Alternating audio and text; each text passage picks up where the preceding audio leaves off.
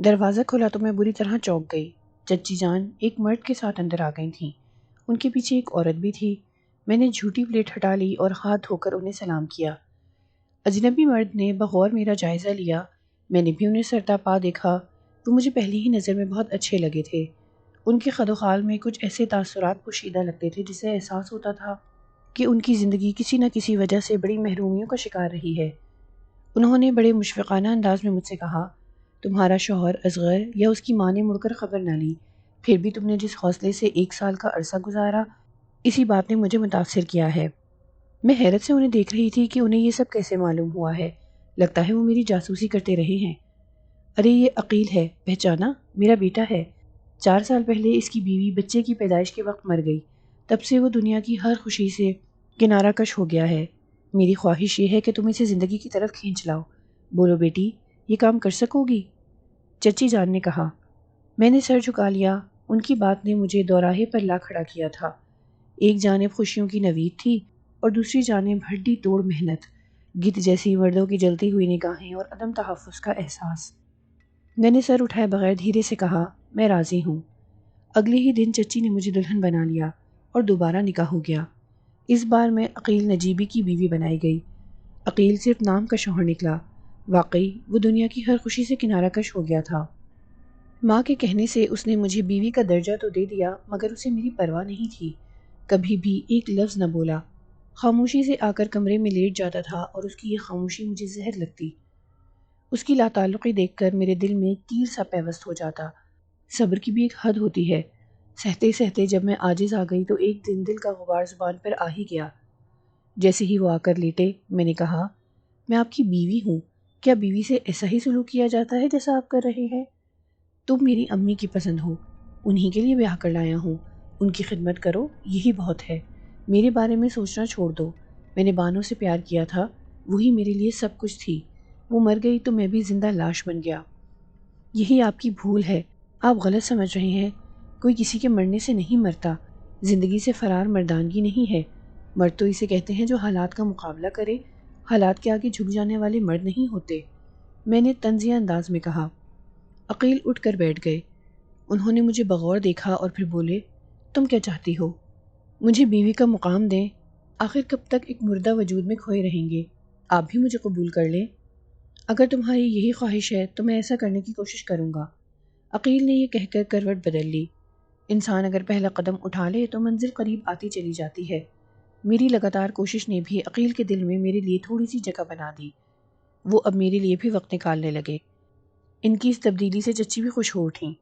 عقیل نجیبی بہت دھیرے دھیرے زندگی کی طرف لوٹ رہے تھے۔ اس سفر کو طے کرنے میں انہوں نے 1 سال لگا دیا۔ عقیل نجیبی کو اپنی جانب راغب کرنے میں میری ایک پرانی بیماری خود بخود صحیح ہو گئی۔ اب اندھیرے سے مجھے خوف نہیں آتا تھا اور نہ دیواروں پر کوئی عکس بنتا بگڑتا دکھائی دیتا تھا۔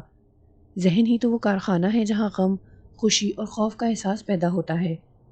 میرے ذہن میں تو صرف عقیل نجیبی باقی رہ گئے تھے، اسی لیے باقی سب کچھ مٹ گیا تھا۔ اسی دوران میں میری طبیعت گری گری رہنے لگی۔ مجھے سست سا دیکھ کر ایک دن عقیل نجیبی بولے، میں نے محسوس کیا ہے کہ آج کل تم کچھ بیمار بیمار سی لگ رہی ہو۔ ہاں، مجھے بھی ایسا ہی لگ رہا ہے۔ ڈاکٹر کے پاس کیوں نہیں چلی جاتی؟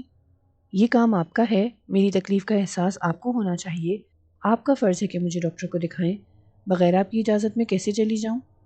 بے وقوف کہیں کی، اگر ایسی ہی بات تھی تو اشارہ کر دیتی۔ ٹھیک ہے، چلو میرے ساتھ۔ یہ کہہ کر وہ اٹھ کھڑے ہوئے۔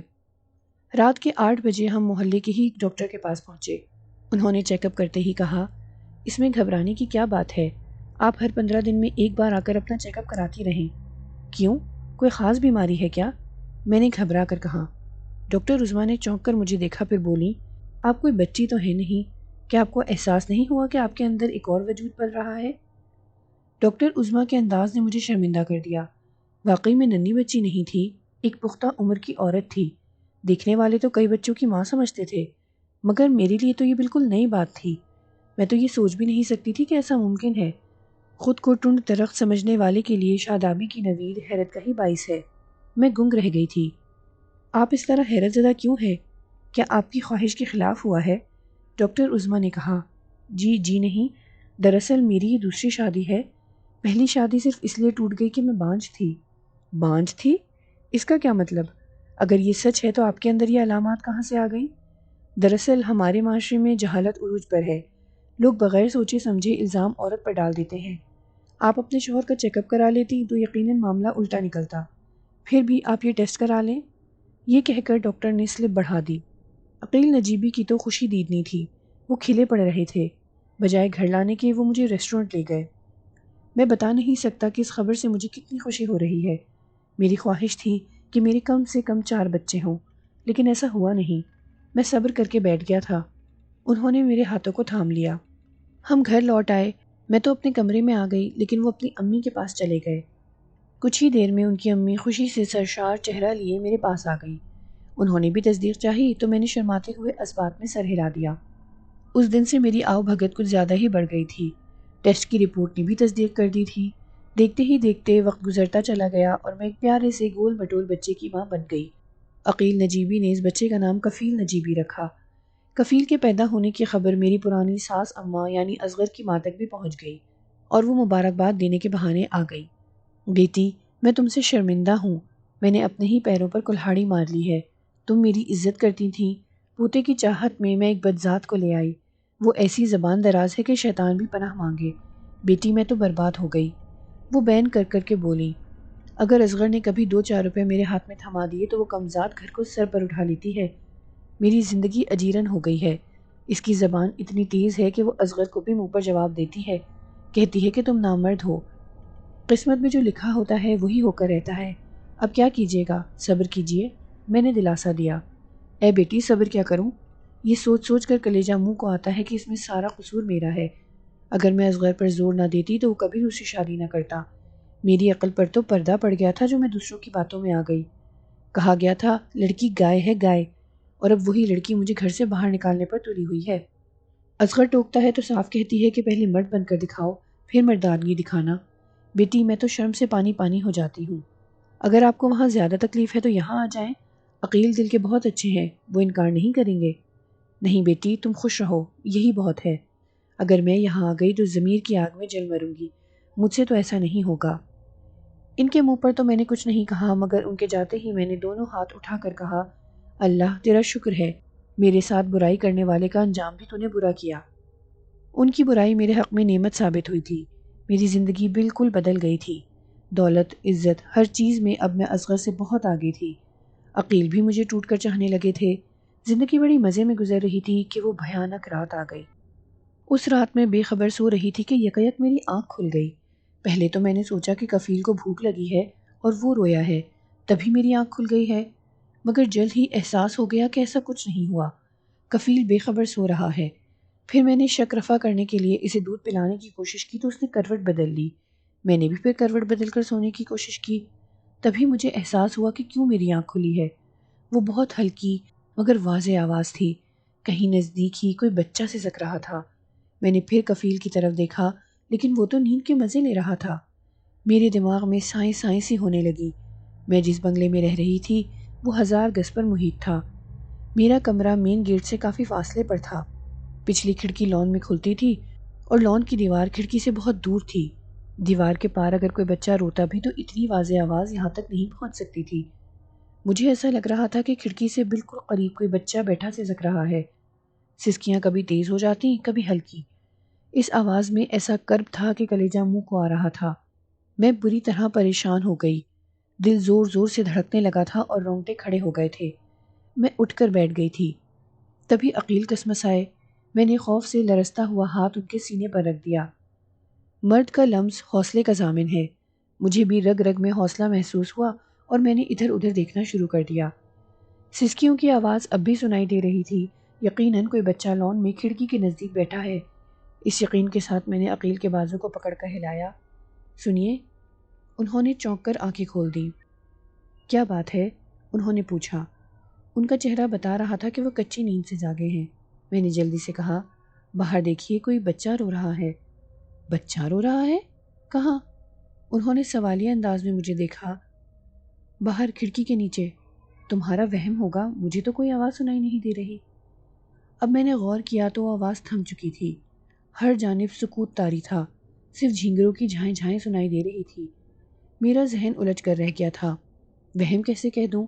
آنکھ کھلے کے بعد بھی کافی دیر تک میں نے وہ آواز سنی تھی۔ یہ سماعت کا دھوکہ تو ہو ہی نہیں سکتا، مگر اب اسے ثابت کرنے کے لیے میرے پاس کوئی ثبوت بھی نہیں تھا، اس لیے میں لیٹ گئی۔ لیکن نیند تھی کہ آنکھوں سے بری طرح روٹھی ہوئی تھی۔ میں نے تنگ آ کر لحاف کو سر تک کھینچا اور منہ ڈھک کر سونے کی کوشش کرنے لگی۔ ابھی زیادہ دیر نہیں گزری تھی کہ وہ پراسرار سسکیاں پھر سنائی دینے لگی۔ میں سچ کہتی ہوں، اس سرد برفیلے موسم میں بھی مجھے پسینہ آنے لگا تھا۔ پتہ نہیں کیوں مجھے ان سسکیوں سے خوف محسوس ہونے لگا تھا۔ آخر یہ ہے کون اور رہ رہ کر کیوں رو رہا ہے؟ تبھی میرے دماغ نے تعویل دی۔ میرے بنگلے سے کچھ دوری پر ایک میدان ہے۔ اس میدان میں خانہ بدوشوں نے خیمے لگا رکھے ہیں۔ شاید انہی کا بچہ بھٹک کر ادھر آ گیا ہوگا۔ اس سوچ نے تقویت دی۔ خوف کا سایہ ذہن سے چھٹ گیا اور میں بستر سے اتر کر کھڑکی کے نزدیک پہنچی۔ شیشے جڑے پلڑے بند تھے۔ میں نے چٹخنی گرائی اور پلڑے کو سرکا دیا۔ رولر لگے کھڑکیوں کے پلڑے ہٹتے ہی برفیلی ہوا کا سرد جھونکا میرے چہرے سے ٹکرایا۔ اس سردی میں تو وہ بچہ اکڑ کر مر جائے گا، میں نے سوچا۔ ہمدردی کا جذبہ اٹھ کر آیا تھا۔ میں نے متلاشی نظروں سے نیچے جھانکا۔ لان میں اچھی خاصی روشنی تھی۔ ڈیکوریشن لائٹ کی روشنی پورے لان کو منور کر رہی تھی۔ اتنی روشنی میں تو بلی بھی نظر آ جاتی، مگر وہ بچہ نظر نہ آیا۔ اس کی سسکیاں بھی بند ہو گئی تھیں۔ خوف اور حیرت نے ایک بار پھر مجھ پر دھاوا بول دیا۔ میں جلدی سے کھڑکی بند کی اور واپس آ کر لیٹ گئی۔ اب میرا ذہن واقعی بری طرح چکرا گیا تھا۔ میں کافی دیر تک اسی بات پر غور کرتی رہی، پھر پتہ نہیں کب نیند نے تھپکیاں دے کر سلا دیا۔ صبح جب سو کر اٹھی تو رات کی بات پھر سے ذہن میں تازہ ہو گئی۔ ناشتہ کرنے کے بعد میں کمرے سے باہر نکل آئی۔ کفیل میری گود میں تھا۔ میں اسے ہولے ہولے ہاتھوں پر جھلاتی ہوئی کھڑکی کے نزدیک پہنچی اور بغور وہاں کی زمین کا معائنہ کیا۔ گھاس کی وجہ سے کسی قسم کا نشان نظر نہ آیا اور میں واپس ہو گئی۔ رات کے سناٹے میں دور کی آواز بھی بہت قریب محسوس ہوتی ہے، یہ سوچ کر میں نے خود کو مطمئن کر لیا۔ اس دن بچے کو ٹیکہ لگوانے ڈاکٹر کے پاس جانا تھا، اس لیے میں رات والے واقعے پر زیادہ دھیان نہ دے سکی اور ساس اماں کو ساتھ لے کر ڈاکٹر کے پاس چلی گئی۔ وہاں سے آئی تو کچھ زیادہ ہی تھکن محسوس ہو رہی تھی۔ شاید یہ تھکن شب بیداری کا نتیجہ تھی، اتنی دیر تک جاگتی رہی تھی نا۔ میں سیدھی اپنے کمرے میں جا کر لیٹ گئی۔ ابھی لیٹے ہوئے زیادہ دیر نہیں ہوئی تھی کہ عقیل کی اماں آ گئی۔ انہوں نے مجھے لیٹے ہوئے دیکھا تو بولی، بیٹی طبیعت تو ٹھیک ہے؟ تھکن محسوس ہوئی تو لیٹ گئی۔ میں نے اٹھ کر بیٹھتے ہوئے کہا، چلنا نہیں ہے کیا؟ کہاں؟ میں نے حیرت بھرے لہجے میں کہا، ارے یاد نہیں ہے، عقیل کے دوست کی شادی ہے، عقیل آتا ہی ہوگا، فوراً تیار ہو جاؤ۔ اب وہ ہر کام میں دلچسپی لینے لگا ہے تو تم سستی دکھانے لگی۔ خدا کے لیے ایسی غلطی نہ کرنا کہ وہ پھر سے پرانی ڈگر پر لوٹ جائے۔ اتنی مشکلوں سے تو وہ زندگی کی طرف لوٹا ہے۔ تمہاری کوششوں اور کفیل کی محبت نے اسے سنبھال دیا ہے، اسے پھر سے اندھیرے میں مت دھکیلنا۔ اماں نے یاد دہانی کرائی۔ اماں کی بات صحیح تھی، میں اپنی تھکن بھول گئی اور کپڑے نکال کر استری کرنے لگی۔ میں پہلی بار بڑے لوگوں کی پارٹی میں آئی تھی۔ عقیل کی زندگی میں آنے سے پہلے میں اس طبقے کے بارے میں سوچ بھی نہیں سکتی تھی۔ آج جب ان لوگوں کے درمیان آئی تو عجیب سا لگ رہا تھا۔ ایسا لگ رہا تھا جیسے فلموں کا منظر حقیقت بن کر سامنے آ گیا ہو۔ بالکل ویسا ہی تو منظر تھا۔ ہر طرف زرق برق لباس، کھنکتی ہوئی ہنسی، زندگی سے بھرپور ماحول، شاہی خاندان کے لوگ بھی تھے۔ میں اس ماحول میں کھو سی گئی تھی۔ عورتوں سے عقیل کے دوست کی امی نے تعارف کرایا تھا، جو ہائے ہیلو کر کے الگ جا بیٹھی تھی۔ میں اتنی بھیڑ میں خود کو تنہا محسوس کر رہی تھی۔ اکیلے پن کا احساس دھیرے دھیرے شدید ہوتا جا رہا تھا۔ میں ذہن کو اس احساس سے نجات دلانے کے لیے کبھی اس ٹیبل کی طرف دیکھتی اور کبھی اس ٹیبل کی طرف۔ ہر طرف قہقہے تھے، صرف میری ٹیبل پر خاموشی تھی۔ عقیل بھی مجھے اکیلا چھوڑ کر اپنے دوستوں کے پاس چلے گئے تھے۔ میری بوریت آہستہ آہستہ عروج پر پہنچ رہی تھی کہ میں بری طرح چونک گئی۔ نزدیک ہی کوئی بچہ سسک رہا تھا۔ پتہ نہیں کیوں بچے کی سسکی مجھے خوف میں مبتلا کرنے لگی۔ میں بری طرح چونک گئی اور حیرت بھری نگاہوں سے ادھر ادھر دیکھنے لگی تھی۔ تہران کے عام گھروں کی طرح اس بنگلے میں بھی لان تھا اور لان کی طرف کروٹے کی جھاڑیاں تھیں۔ ان جھاڑیوں کی باڑ کے پاس ایک چھوٹا سا بچہ کھڑا سسک رہا تھا۔ حیرت کی بات یہ تھی کہ ادھر کسی کی بھی توجہ نہیں تھی۔ ایسا لگ رہا تھا جیسے اس کی آواز کسی کے کانوں تک پہنچ ہی نہیں رہی تھی۔ میں حیرت اور خوف سے ادھر دیکھ رہی تھی۔ اس جانب روشنی قدرے ہلکی تھی، اس لیے اس بچے کی شکل صاف نظر نہیں آ رہی تھی۔ تبھی وہ بچہ آگے بڑھا تو میں خوف سے سکڑ گئی۔ سردی کے موسم میں بھی پسینے کی دھار ابل پڑی۔ بات تھی ہی ایسی، میری جگہ کوئی بھی ہوتا تو اس کی یہی حالت ہوتی۔ میری ہی طرح اس کا دل بھی زور زور سے دھڑکنے لگتا۔ میں نے آنکھوں کو مل مل کر دیکھا مگر یہ نظروں کا دھوکہ نہیں تھا۔ میں چیخ کر وہاں سے بھاگنے ہی والی تھی کہ عقیل آ گئے۔ انہیں دیکھ کر مجھے قدرے حوصلہ ملا۔ کیا بات ہے؟ تمہارا چہرہ زرد کیوں ہو رہا ہے؟ طبیعت تو ٹھیک ہے؟ ہاں میں ٹھیک ہوں، چلو یہاں سے، میری طبیعت ٹھیک نہیں ہے۔ یہ کیا الٹی سیدھی باتیں کرنے لگی ہو؟ میرے انداز پر وہ چونک گئے۔ ہاں میری طبیعت خراب ہو رہی ہے، جتنی جلدی ہو سکے مجھے کسی ڈاکٹر کے پاس لے چلو۔ میں نے کہہ کر کروٹے کی جھاڑیوں پر نظر ڈالی، اب بچہ وہاں نہیں تھا، وہ غائب ہو چکا تھا۔ عقیل نے جا کر صاحب خانہ سے معذرت کی اور مجھے لے کر چل پڑے۔ ہم لان سے باہر آئے، عقیل نے کار سٹارٹ کی، ہم سوار ہو کر اپنے گھر پہنچے۔ اب مجھے یقین ہو چلا تھا کہ اس معصوم کی روح مجھ سے انتقام لینے کی کوشش کر رہی ہے۔ میں نے جو گناہ کیا ہے اس کی سزا مجھے ملنے ہی والی ہے۔ میں بری طرح خوفزدہ ہو چکی تھی۔ زری کچھ ایسے انداز میں اپنی آپ بیتی سنا رہی تھی کہ سلمان ہمتن گوش ہو گیا تھا۔ وہ اس کے چہرے پر نظریں گڑائے اس کی باتیں بغور سن رہا تھا۔ زری اپنی دھن میں خود بیتی سنائے جا رہی تھی۔ عقیل لوٹتے وقت ایک ڈاکٹر کے پاس رکے تھے۔ میں نے ادھر ادھر کی باتیں کر کے اسے ٹرخا دیا تھا۔ اس نے جو دوائیں دی تھیں انہیں میں نے رکھ تو لیا تھا مگر انہیں استعمال کرنے کا مطلق ارادہ نہیں تھا۔ گھر آ کر بھی میں کافی دیر تک الجھی رہی۔ اس رات پھر وہی کل والا واقعہ ہوا۔ میں بے خبر سو رہی تھی کہ یکایک میری آنکھ کھل گئی۔ میں نے چونک کر سر اٹھایا۔ آج پھر وہی سسکیاں سنائی دے رہی تھیں، لیکن ایک فرق بھی تھا۔ آج وہ سسکیاں کھڑکی سے نہیں، دروازے سے آ رہی تھیں۔ میں خوف زدہ نظروں سے ادھر ادھر دیکھ رہی تھی کہ دروازے کی چٹخنی گری اور دروازہ خود بخود کھل گیا۔ دروازے کی بیچوں بیچ وہی بچہ کھڑا تھا جسے میں نے قتل کیا تھا۔ اس کے بدن پر وہی لباس تھا جو اس نے مرتے وقت پہن رکھا تھا۔ اس کے اندر آتے ہی دروازہ پھر بند ہو گیا۔ تم کیوں آئے ہو؟ میں نے لرزیدہ آواز میں پوچھا۔ میں تمہارے بچے کو ساتھ لے جاؤں گا۔ اس کی آواز میں غراہٹ تھی، ایسا لگ رہا تھا جیسے وہ سخت غصے میں ہے۔ نہیں نہیں، تم ایسا نہیں کر سکتے، میں نے کفیل کو سینے سے چمٹا کر کہا۔ مجھے کون روکے گا، تم یا تمہارا یہ بے بس شوہر؟ اس نے عقیل کی جانب اشارہ کیا۔ میں نے مڑ کر عقیل کی طرف دیکھا، وہ بے خبر سو رہے تھے۔ مجھے اپنی بے بسی پر رونا آ رہا تھا۔ میں نے لاچاری کے عالم میں چیخ کر کہا، بھاگ جاؤ۔ میری چیخ اتنی زوردار تھی کہ عقیل کے ابو اور امی دوڑے آئے۔ بند دروازے پر دستک شروع ہو گئی۔ اماں بلند آواز میں پوچھ رہی تھی، کیا ہوا عقیل؟ عقیل بیٹے دروازہ کھولو۔ دروازہ دھڑدھڑانے پر عقیل بھی اٹھ بیٹھے۔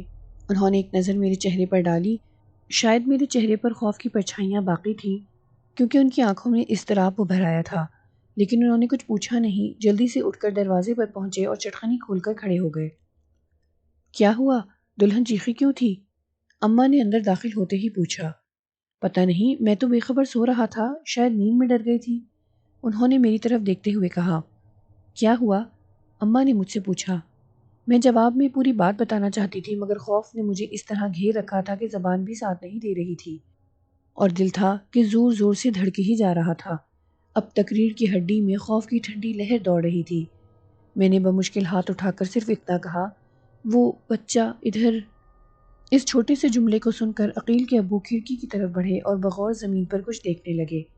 اتنی دیر میں میری حالت کافی حد تک سنبھل گئی تھی، شاید اس کی وجہ اتنے سارے لوگوں کی موجودگی ہو۔ ابو جھک کر فرش پر کیا دیکھ رہے ہیں، یہ دیکھنے کے لیے میں بھی کفیل کو لٹا کر ان کے پاس چلی آئی۔ فرش پر واضح نشان سب تھا۔ اس نشان کو دیکھ کر میرے دل کی دھڑکن پھر بڑھ گئی۔ صاف ستھرے فرش پر کیچڑ میں سنے ہوئے پیروں کے نشان تھے، کسی چھوٹے بچے کے پیروں کے نشان۔ اس نشان سے تو یہی ظاہر ہو رہا ہے کہ کوئی بچہ آیا تھا، لیکن حیرت کی بات ہے کہ نشان کسی 3-4 سال کے بچے کے ہیں۔ وہ اتنی اونچی کھڑکی پر چڑھا کیسے؟ عقیل کے ابو نے کہا۔ پتہ نہیں یہ کیا ہو رہا ہے، کل میں نے کچن سے دیکھا تھا، ایک چھوٹا سا بچہ لان میں کھڑا رو رہا تھا۔ مجھے حیرت ہو رہی تھی کہ وہ گیٹ سے اندر کیسے آیا۔ میں اسے بھگانے کے لیے لان میں نکلی تو وہ بچہ نظر نہ آیا۔ پتہ نہیں وہ کس کا بچہ ہے جو اس طرح گھس آتا ہے، اماں بولی۔ بچہ؟ ایک بچے کو کل میں نے بھی دیکھا تھا۔ میں کپڑے بدل رہا تھا کہ کھڑکی سے باہر نظر چلی گئی۔ لان میں ایک 2.5-3 سال کا بچہ کھڑا تھا۔ اتفاق کی بات ہے کہ سسک بھی رہا تھا۔ وہ کون ہے اور ہمارے احاطے میں کیسے داخل ہوا، یہ جاننے کے لیے میں فوراً ہی باہر نکل آیا مگر وہ مجھے نظر نہ آیا، عقیل نے کہا۔ اب مجھے یقین ہو گیا تھا کہ مقتول میرے گھر آنے لگا ہے۔ اس سے آزادی کیسے نصیب ہوگی، اس بات نے میرے ذہن کو الجھا رکھا تھا۔ خاص طور پر اس بات نے مجھے پریشان کر دیا تھا کہ وہ میرے کفیل کو مجھ سے چھیننا چاہتا تھا۔ میں اپنے لخت جگر کو کیسے اس سے محفوظ رکھ سکوں؟ کیا اپنے گناہ کا اقرار اپنے شوہر کے سامنے کر لوں؟ میں نے خود سے پوچھا۔ بے وقوف عورت، اگر تیرے کالے کرتوت سے پردہ اٹھ گیا تو لوگ تجھ پر تھوکیں گے۔ یہ آرام و آسائش، محبت و شفقت قصہ پارینہ بن جائے گی۔ جتنی جلدی ممکن ہو کسی اچھے عامل سے رابطہ کر لے، لیکن اسے بھی حقیقت مت بتانا، کیونکہ کسی کی پیشانی پر نہیں لکھا ہوتا کہ وہ کیسا ہے۔ تو عامل کامل سمجھے اور وہ اشتہاری عامل نکل آئے، اس لیے پوری دنیا سے اپنا پاپ چھپائے رکھ۔ میرے دماغ نے مشورہ دیا۔ میں نے کافی دیر غور کرنے کے بعد شوہر کو ہمراز بنانا مناسب سمجھا۔ سنتے ہیں جی؟ میں نے برسر مطلب آنے کے لیے تمہید باندھی۔ کیا ہے؟ انہوں نے پوچھا۔ مجھے تو یہ کسی روح کی کارستانی لگتی ہے۔ کیا بچوں جیسی باتیں کر رہی ہو؟ انہوں نے کہا۔ دنیا 21ویں صدی کی طرف بڑھ رہی ہے اور تم روحوں کا رونا لے بیٹھی ہو۔ نہیں جی، وہ روح تھی، کسی بچے کی روح۔ وہ کہہ رہی تھی کہ میں تمہارے بچے کو لینے آیا ہوں، آپ کسی عامل سے رابطہ کریں، وہی کچھ کر سکتا ہے۔ میں نے حقیقت بتا کر بھی اصل بات پوشیدہ رکھی۔ خدا کے لیے کان نہ کھاؤ، میں روح اوپر یقین نہیں رکھتا۔ اچھا، تمہیں روح پر یقین نہیں ہے؟ ایک کھرکھراتی ہوئی آواز سنائی دی اور میں چونک گئی۔ آواز کے مخرج کی جانب دیکھا تو میرے رونگٹے پھر کھڑے ہو گئے۔ وہی بچہ کمر پر ہاتھ رکھے سینہ تانے کھڑا تھا۔ اس کے چہرے پر طنزیہ مسکراہٹ تھی۔ عقیل بھی اسے حیرت سے دیکھ رہے تھے کہ اس نے کہا، اچھی طرح سے مجھے دیکھ لو، میں ایک عرصے سے بھٹک رہا ہوں، مجھے کسی پل قرار نہیں ہے، اور مجھے بھٹکنے پر مجبور کیا ہے اس عورت نے، یہ خونی عورت۔ میں اسے ایسی سزا دوں گا کہ یہ تا زندگی یاد رکھے گی۔ خوف نے میری قوت گویائی سلب کر لی تھی۔ میں چیخنا چاہتی تھی مگر حلق خشک ہو چکا تھا، حلق میں کانٹے اگائے تھے، زبان اینٹھتی ہوئی محسوس ہو رہی تھی۔ سرد موسم میں بھی پسینے سے کپڑے جسم سے چپکتے ہوئے سے محسوس ہو رہے تھے۔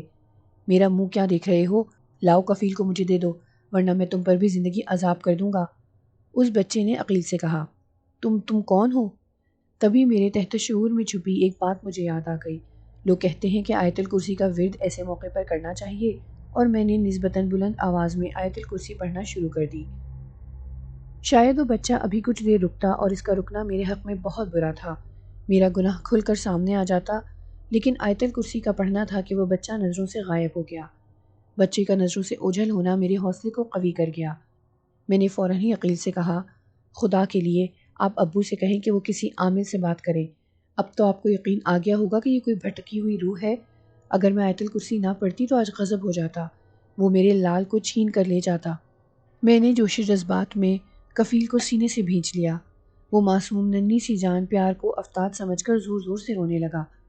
اس کی آواز بند دروازے کو پار کرتی ہوئی اماں کے کمرے تک پہنچ گئی۔ پوتے کا رونا وہ کیسے برداشت کرتی؟ تیر کی طرح پہنچی اور دروازہ دھڑدھڑا کر بولی، کیا ہوا؟ کفیل کیوں رو رہا ہے؟ میں نے جلدی سے اٹھ کر دروازہ کھولا اور انہیں اندر بلایا۔ کیا ہوا؟ تمہارے چہرے کی رنگت اڑی اڑی کیوں ہے؟ کیا عقیل نے کچھ کہا ہے؟ اماں نے بیٹے کی طرف خشمناک نگاہوں سے دیکھتے ہوئے مجھ سے پوچھا۔ وہ بچہ ابھی پھر آیا تھا، وہ روح ہے، ایک بھٹکی ہوئی روح۔ یہ تم کیا کہہ رہی ہو؟ جی اماں، وہ بچہ نہیں، کسی بچے کی روح ہے، اور میرے لاڈلے کو مجھ سے چھیننے کے لیے آتی ہے۔ خدا کے لیے کچھ کریں ورنہ ہم مر جائیں گے اماں، میں نے اپنے لہجے کو غمناک بنا کر کہا۔ پوری بات بتاؤ۔ یہ کہہ کر وہ وہیں بیٹھ گئی۔ میں نے بچے کی سسکیوں سے لے کر اس کے آنے تک کا واقعہ سنا دیا۔ اماں کے چہرے پر بھی پریشانی ابھر آئی۔ وہ کافی دیر تک سر جھکائے سوچتی رہیں، پھر اٹھیں اور کمرے سے باہر نکل گئیں۔ ہم لیٹنے کی تیاری کر رہے تھے کہ دروازے پر دستک ہوئی اور ابا اندر آ گئے۔ انہوں نے بچے کے بارے میں 2-4 سوال کیے، پھر ہمیں آرام کرنے کا مشورہ دے کر باہر نکل گئے۔ ان کے جاتے ہی عقیل بولے، ابو ضرور کچھ نہ کچھ کریں گے، ان کے ایک دوست ہیں عیسیٰ وجدانی، وہ عملیات وغیرہ میں دلچسپی رکھتے ہیں، شاید وہ ابھی انہی کو فون کر رہے ہوں گے۔ عقیل کا اندازہ درست تھا، ابھی زیادہ دیر نہیں ہوئی تھی کہ باہر گیٹ پر کسی گاڑی کا ہارن بجا۔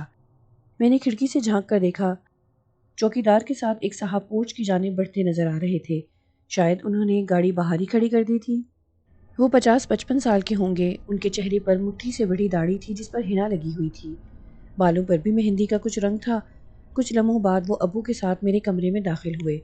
انہوں نے اندر آتے ہی مجھ سے کہا، بیٹی بلا خوف مجھے تمام باتیں بتا دو۔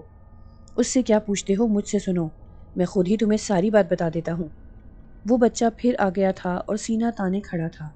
بالشت بھر کے لڑکے نے جس انداز میں کہا تھا اسے سن کر میں سکتے میں رہ گئی تھی۔ وہ بچہ جس کے سر پر پتھر مار کر بھرتا بنا دیا تھا، وہ مرنے کے بعد اتنا تیز درار ہو جائے گا، یہ بات یقین سے باہر تھی۔ میں اسے آنکھیں پھاڑے دیکھ رہی تھی کہ اس نے پھر کہا، مولوی صاحب اپنی عزت پیاری ہے تو واپس چلے جاؤ، ورنہ خواہ مخواہ کی بنی بنائی عزت بگڑ جائے گی۔ میں نے محسوس کیا تھا کہ اس بچے کے آ جانے سے کمرہ یخ ہو جاتا تھا۔ عجیب سی سردی جو ہڈیوں میں اترتی ہوئی محسوس ہوتی تھی پورے کمرے میں پھیل جاتی تھی۔ میں اپنے بدن میں لرزہ سا محسوس کر رہی تھی کہ ابو کی آواز سنائی دی اور میں چونک کر اس سحر زدہ کیفیت سے ابھر آئی۔ ابو نے کہا، عیسیٰ صاحب آپ دیکھ رہے ہیں یہ اپنی اوقات سے بڑھ رہا ہے، کچھ کیجئے۔ تم فکر نہ کرو، اس کا انتظام میں کروں گا، پہلے میں اس کی گہرائی ناپ لوں۔ یہ کہہ کر عیسیٰ صاحب نے جیب سے بٹوا نکال کر کھولا، پھر اس میں سے کسی چیز کے برادے کو چٹکی سے نکالا اور اسے اس بچے کی جانب اچھال دیا۔ وہ بچہ اس طرح سے اچھلا جیسے اس کے جسم میں سپرنگ فٹ ہو۔ وہ ہوا میں قلبازیاں کھا کر کئی فٹ دور جا کر گرا، لیکن فوراً ہی پھرتی سے اٹھ کر کھڑا ہو گیا۔ پھر اس نے غراتی ہوئی آواز میں کہا، مولوی ہوش کے ناخن لو، تمہارے اندر اتنا علم نہیں ہے کہ مجھے قابو میں کر لو۔ مجھے جس شخص نے اپنے ساتھ رکھا ہوا ہے وہ بہت بڑا عامل ہے، اس کے پاس علم کا خزانہ ہے، وہ جب چاہے جسے چاہے شکست دے سکتا ہے۔ مجھ سے ٹکرانے کی غلطی نہ کرنا ورنہ نقصان میں رہو گے۔ اللہ جسے چاہے عزت دے اور جسے چاہے ذلت دے، وہ مالک کل ہے، مگر مجھے یقین ہے کہ فتح ہمیشہ حق کی ہوتی ہے، شر کتنا ہی قوی کیوں نہ ہو، شکست اس کا مقدر ہوتی ہے۔ عیسیٰ نے کہا، لو خود دیکھ لو قوی کون ہے۔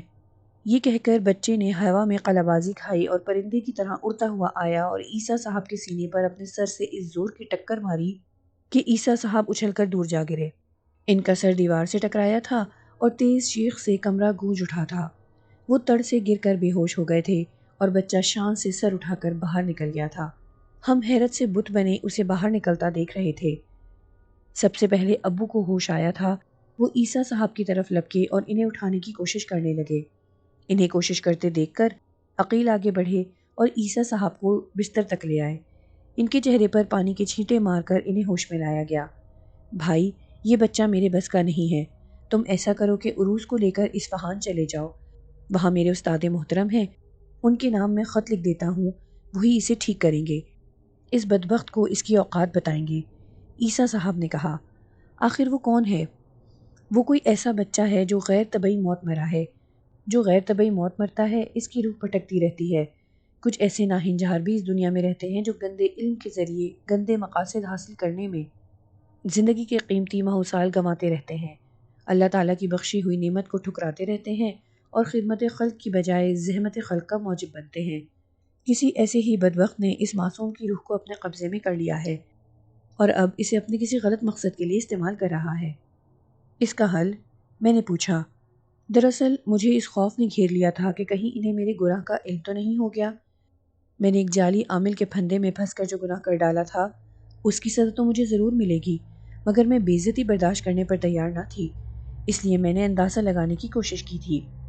اس کا حل میں بتا چکا ہوں، تم اصفہان چلی جاؤ، وہاں میرے حضرت ہیں، ان کے پاس علم کا خزانہ ہے، وہ بہت کچھ جانتے ہیں، تمہاری مشکلات کا حل انہی کے پاس ہے، وہی تمہاری مدد کریں گے۔ ہم کب تک وہاں جائیں گے؟ عقیل نے پوچھا۔ میرا خیال ہے صبح ہوتے ہی تم دلہن کو لے کر چلے جاؤ۔ عیسیٰ صاحب نے کہا۔ ہم رات کو ایک پل کے لیے بھی نہ سو سکے۔ فجر کی اذان ہوتے ہی تیاری شروع کر دی۔ تیاری کے نام پر میں نے اپنے اور عقیل کے 2-4 جوڑے رکھ لیے اور گھر سے نکل پڑی۔ اسٹیشن تک پہنچنے تک میرا دل ہولتا رہا، خوف تھا کہ کم ہونے کا نام ہی نہیں لے رہا تھا۔ مجھے ایک ہی ڈر تھا کہ کہیں وہ بچہ میرا راستہ نہ روک لے۔ اسٹیشن پر پہنچ کر عقیل نے ٹکٹ خریدا، ٹرین تیار کھڑی تھی، مجھے لے کر وہ ایک ڈبے میں سوار ہو گئے۔ ٹرین اپنی پوری رفتار سے دوڑ رہی تھی مگر مجھے قرار نہ تھا۔ میں عالم بے قراری میں کبھی ادھر دیکھتی تو کبھی ادھر، کبھی کھڑکی سے باہر جھانکتی اور کبھی خواہ مخواہ عقیل سے الجھتی۔ اسی طرح خود سے لڑتی جھگڑتی اصفہان پہنچ گئی۔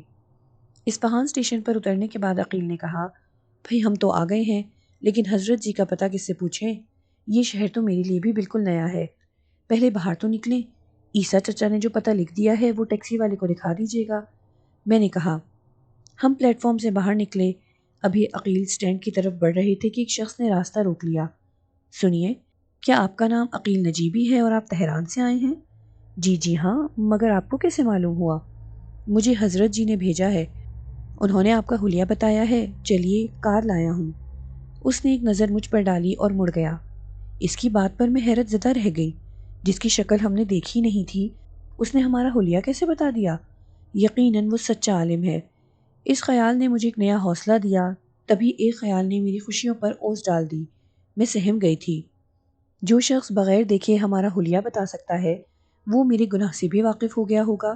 میں اس سے نظریں کیسے ملاؤں گی؟ جتنی تیزی سے کار بھاگ رہی تھی، اس سے زیادہ تیز میرا دماغ سوچ رہا تھا۔ میں اپنے آپ سے برسر پیکار تھی۔ تبھی ایک بڑے سے 2 منزلہ مکان کے آگے کار رک گئی۔ آئیے، حضرت جی منتظر ہوں گے، اس شخص نے نیچے اتر کر کہا۔ ہم کار سے نیچے اتر آئے اور اس کے پیچھے پیچھے چلنے لگے۔ دروازے سے اندر داخل ہوئے تو سامنے ہی ایک بڑا سا کمرہ تھا، جس میں سفید چاندنی بچھی ہوئی تھی اور آخری سرے پر گاؤ تکیے سے ٹیک لگائے ایک بزرگ صورت ہستی بیٹھی ہوئی تھی۔ ان کے ہونٹوں پر شفیق مسکراہٹ تھی۔ انہوں نے ہمیں دیکھتے ہی کہا، آؤ، مجھے معلوم ہو گیا تھا کہ تم لوگ آ رہے ہو، اسی لیے میں نے حبیب کو بھیج دیا تھا۔ راستے میں کوئی تکلیف تو نہیں ہوئی؟ جی نہیں، عقیل نے کہا۔ بیٹی، تم میرے قریب آ کر بیٹھو۔ انہوں نے مجھے بیٹھنے کا اشارہ کیا۔ میں ان کے پاس جا کر بیٹھ گئی۔ انہوں نے میرے سر پر ہاتھ رکھ کر کچھ پڑھا، پھر بولے، عیسیٰ نے جو ہی میرا نام لیا مجھے یاد کیا، میں تمہارا انتظار کرنے لگا۔ جب تک تم لوگ یہاں تک پہنچے میں یہاں سے حصار کھینچتا رہا، تبھی تم لوگ بخیریت یہاں تک پہنچ گئے، ورنہ وہ بدبخت تمہیں کبھی یہاں تک پہنچنے نہ دیتا۔ وہ کچھ دیر کے لیے رکے، پھر کچھ سوچ کر بولے، بیٹی، یہ دنیا فانی ہے۔ زندگی ایک ایسی ڈھلان ہے جس پر صرف پھسلن ہی پھسلن ہے۔ اس پرخطر راہ سے جو بعافیت گزر گیا وہی مسلمان ہے، سچا انسان ہے۔ تم نے شیطان کے بہکاوے میں آ کر جو گناہ عظیم کر ڈالا ہے، اس کی معافی تو میں دلا نہیں سکتا، مگر تمہاری حفاظت ضرور کروں گا، کیونکہ تمہارا دشمن بدی کا ہر کارا ہے اور بدی سے لڑنا میرا فرض ہے۔ وہ کون ہے؟ میرا دشمن کون ہے؟ میں نے ہکلا کر پوچھا۔ دیکھو گی؟ لو دیکھ لو۔ یہ کہہ کر انہوں نے کچھ پڑھا، پھر مجھ پر پھونک مار کر بولے، اب اپنی آنکھیں بند کر لو۔ میں نے آنکھیں بند کر لیں۔ تبھی مجھے ایسا لگا کہ میری نگاہوں کے سامنے ایک لق و دق میدان ہے، دور دور تک چھوٹی چھوٹی جھاڑیاں پھیلی ہوئی ہیں۔ میں ان جھاڑیوں کو ہٹاتی آگے بڑھتی چلی جا رہی تھی، تبھی میرے پیروں سے کوئی چیز ٹکرائی۔ میں نے جھک کر دیکھا، وہ انسانی کھوپڑی تھی۔ اب جو میں نے غور کیا تو یہاں سے وہاں تک کھوپڑیاں ہی کھوپڑیاں بکھری ہوئی تھیں۔ ان کھوپڑیوں بھرے میدان کے درمیان میں ایک خوب تندرست سا آدمی بیٹھا ہے۔ اس شخص کے سر پر ایک بھی بال نہیں ہے اور نہ جسم پر کپڑے، وہ صرف ایک لنگوٹی باندھے ہوئے ہے۔ وہ مجھے دیکھتے ہی ہنسنے لگتا ہے۔ اس کی ہنسی بھی وہاں کے ماحول کی طرح بھیانک تھی۔ اس کے سفید چمکدار دانت بالکل بھیڑیوں کی طرح نوکیلے اور تیز تھے۔ وہ مجھے ساکت کھڑا دیکھ کر اٹھا اور میری جانب بڑھنے لگا۔ اس کے اٹھتے ہوئے قدم دیکھ کر مجھے یوں لگ رہا تھا کہ وہ میرے سینے پر قدم رکھتا ہوا آگے بڑھ رہا تھا۔ اس کی زبان پر ایک ہی جملہ تھا، بچہ، مجھے ایک اور بچہ چاہیے، اپنا بیٹا بھی مجھے دے دو، اسی طرح اس کا بھی خون کر دو۔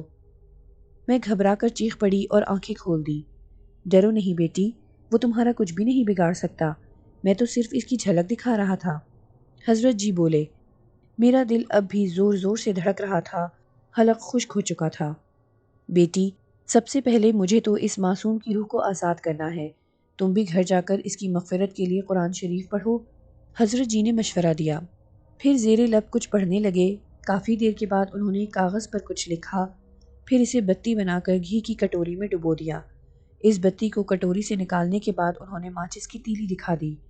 بتی نے فوراً ہی آگ پکڑ لی۔ بتی کے جلتے ہی پورا کمرہ بھیانک قسم کی چیخوں سے گونج اٹھا۔ ایسا لگ رہا تھا کہ ہزاروں عفریت ایک ساتھ چلا رہے ہوں۔ ان کی آواز میں ایک زیادہ آواز واضح تھی۔ وہ زور زور سے چیخ رہی تھی، مجھے چھوڑ دو، بند کرو اپنا عمل، میں توبہ کرنے پر تیار ہوں، مجھے جانے دو، میں اس عورت کو کبھی کچھ نہیں کہوں گا، بالکل نہیں ستاؤں گا۔ اس عورت کو نہ صحیح کسی دوسرے کو تو عذاب میں مبتلا کرے گا، میں تجھے کیسے زندہ چھوڑ دوں؟ میں تو کب سے تجھ پر نظر رکھے ہوئے تھا، مجھے انتظار تھا کہ کوئی آ کر مجھ سے مدد کے لیے صدا کرے، اپنی جانب سے پہل کرنے کی اجازت ہوتی تو میں کب کا تجھے خاک میں ملا چکا ہوتا۔ یہ کہہ کر انہوں نے کچھ پڑھا۔